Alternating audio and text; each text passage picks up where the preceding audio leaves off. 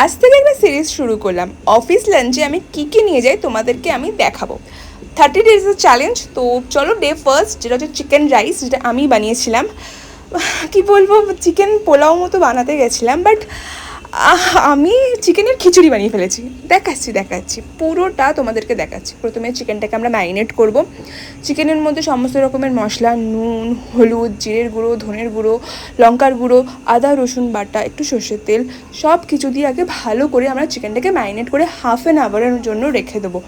ভালো করে মশলাটা যেন চিকেনের সাথে মিক্স করবে কিন্তু, হ্যাঁ। 30 মিনিটস তোমরা রেখে দেবোই।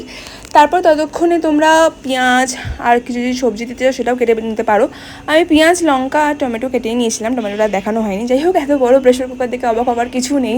একদম অল্প চিকেন, এত বড় প্রেশার কুকার ইউজ হয় না, বাট আমার কাছে আমিষ প্রেশার কুকার বলতে এটাই ছিল। ইয়েস।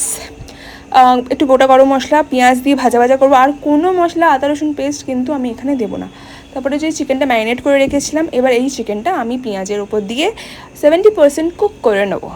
সো আমি তো প্রথমবার এরকম চিকেন আর রাইস ট্রাই করছিলাম। এটা না খুব ইজি একটা রেসিপি, আর তোমাকে আলাদাভাবে ভাতও করতে হবে না, জাস্ট দারুণ খেতে হয়। কাইন্ড অফ চিকেন পোলাও বা একটু বিরিয়ানি মশলা টশলা তোমরা দিয়ে দাও না, চিকেন বিরিয়ানি টাইপও হয়ে যায়।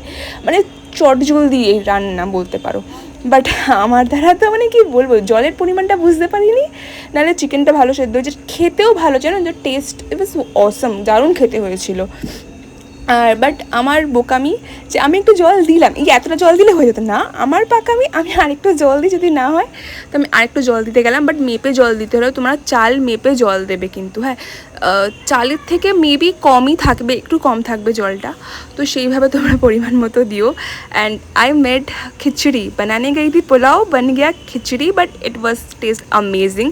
That was my day 1 lunch series. তো চলো দেখা হচ্ছে নেক্সট ভিডিওতে।